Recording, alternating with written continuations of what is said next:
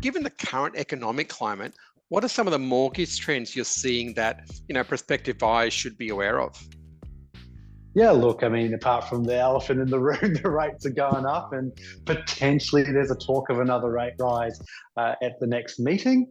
Can't verify that. I don't make the decisions. But what we're actually seeing is the banks changing a lot of policies, right, to make lending, I feel, easier and more accessible, given the rising rates.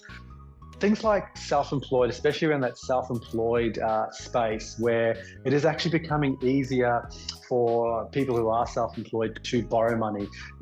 Generally, if a client doesn't have great financials, they'd have to go to what we call an alternate documentation product, which generally have more fees and charges. They're generally higher, and we're finding that accountants aren't liking the idea of signing a letter.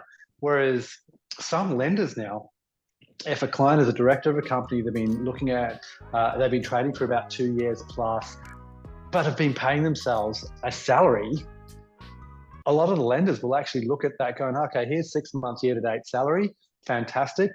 We use that, it services, perfect.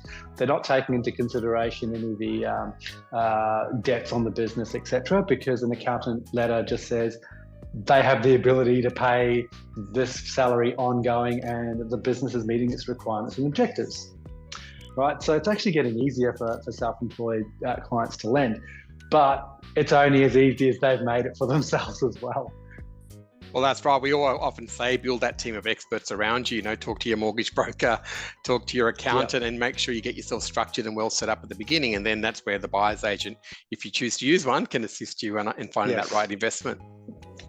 Yeah, 100%. And it's getting in early rather than halfway through the process. Let's start that journey at the beginning. Let's really understand, okay, you're self-employed. Okay, we're going to need to actually talk before you can go and find a property. Great deposit, awesome, but where do we actually put you? How do we structure this? How do we structure your application?